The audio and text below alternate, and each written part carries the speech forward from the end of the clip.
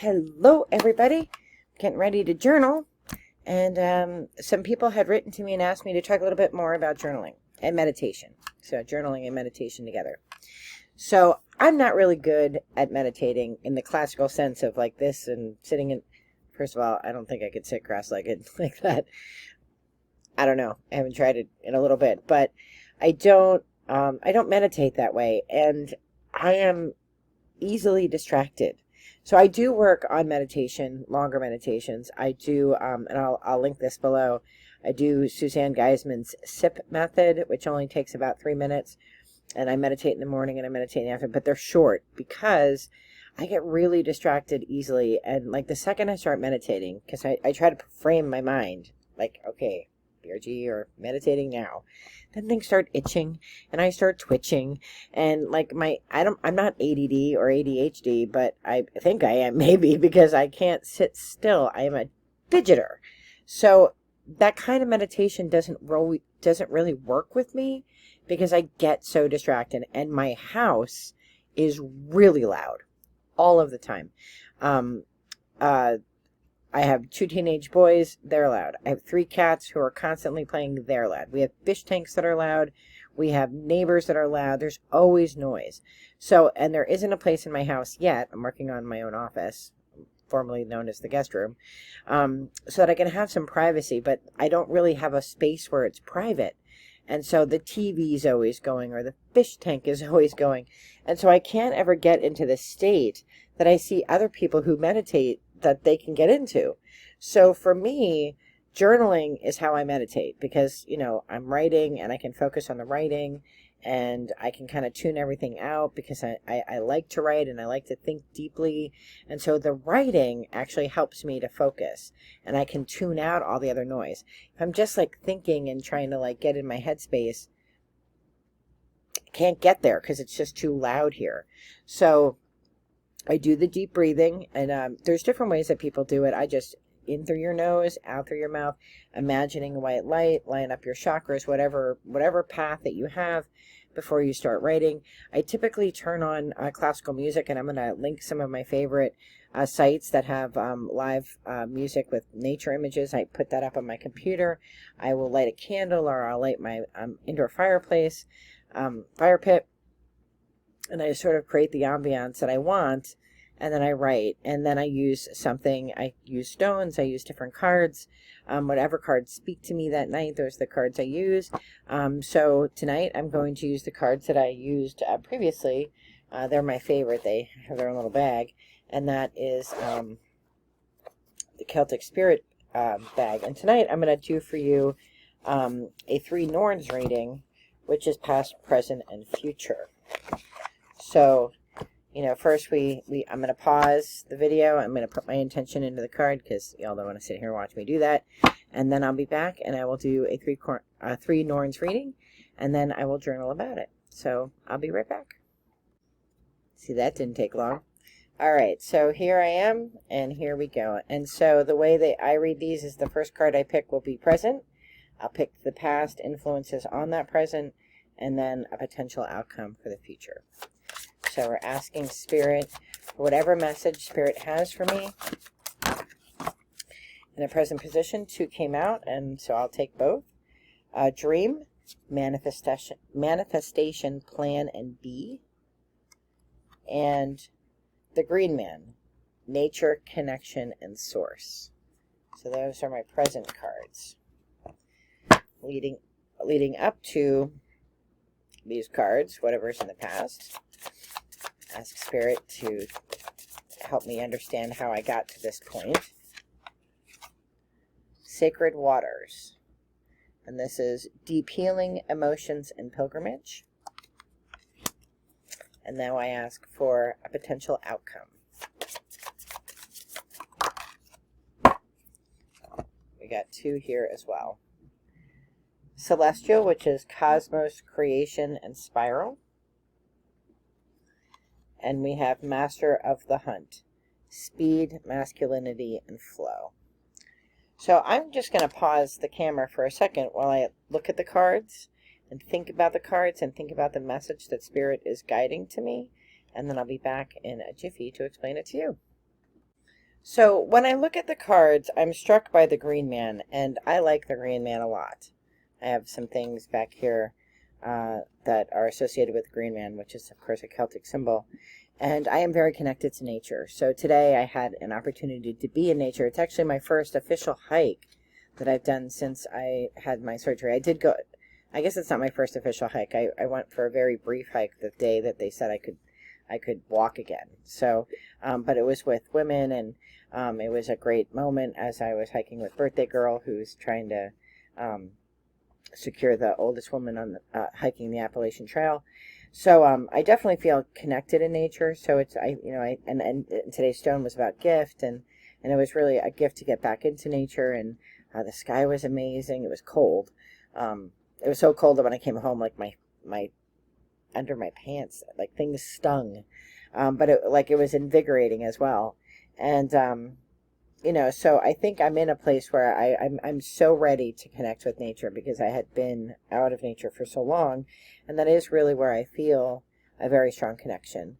And that is really where I do earthing, so barefoot in the ground, and I really feel like that connection to nature was very slight during my injury, just because I physically couldn't go out, but I'm called back to that. And then when I look at manifestation, and I look at, sort of the work I'm doing spiritually right now, like I really am trying to let go of things that serve no purpose, commitments. I do a lot of things that I really, really enjoy, but some things are going to have to go, and I've kind of let that go, and I've had to let go of people in my life, and some are friends.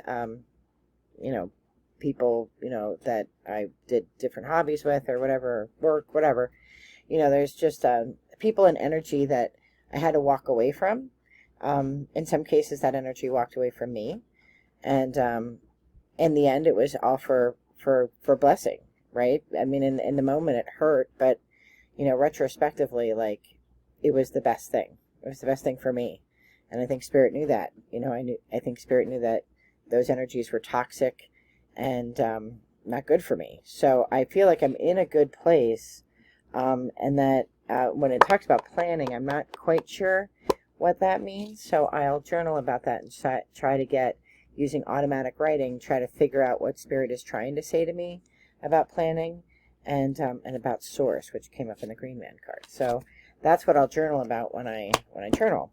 When I look at kind of what led me to this place, I have had deep healing. I've had a lot of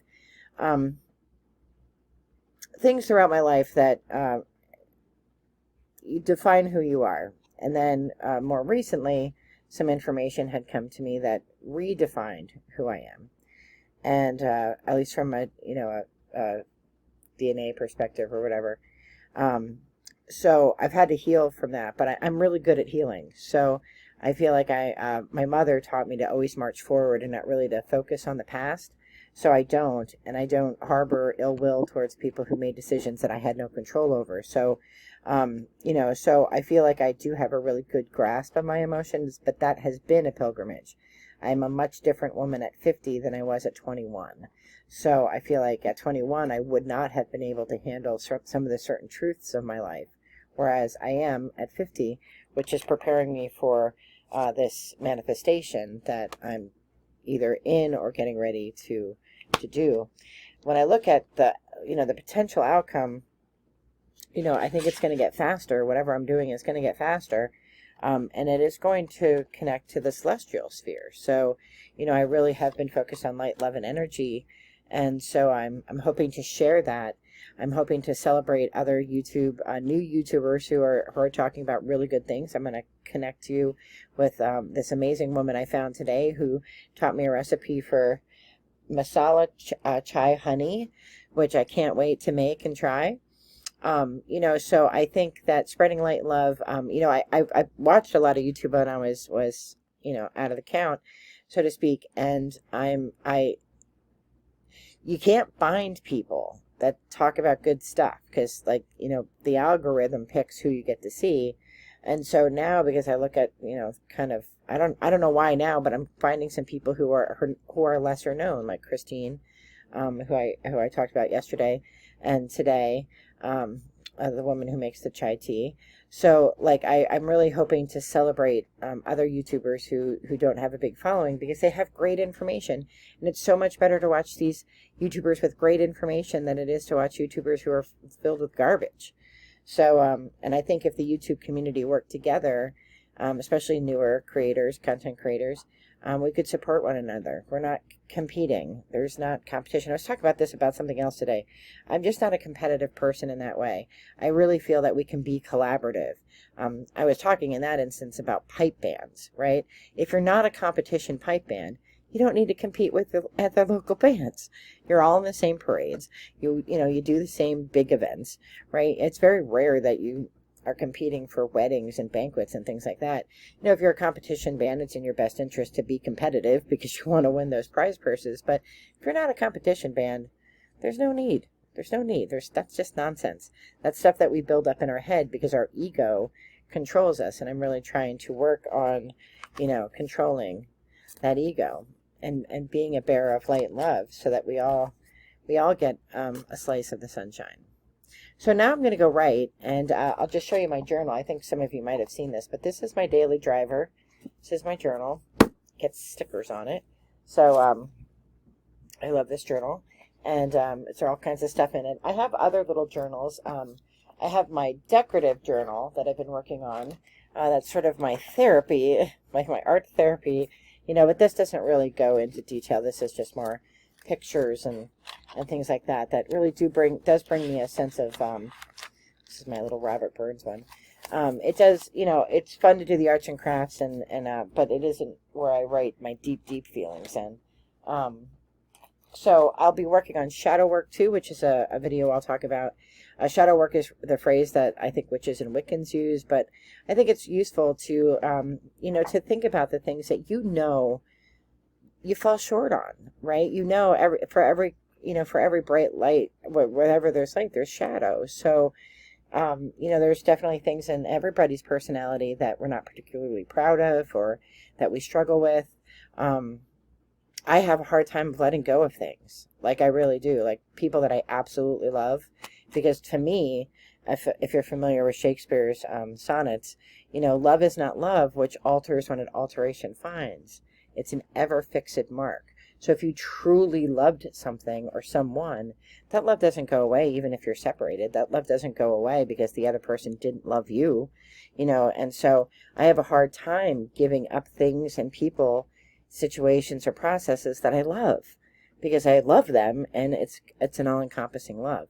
So that's something you have to work on. Like, why, I mean, I can walk away. So that's the good part of the shadow, I guess, is that I can love something and never see it again, or talk to that person again or whatever.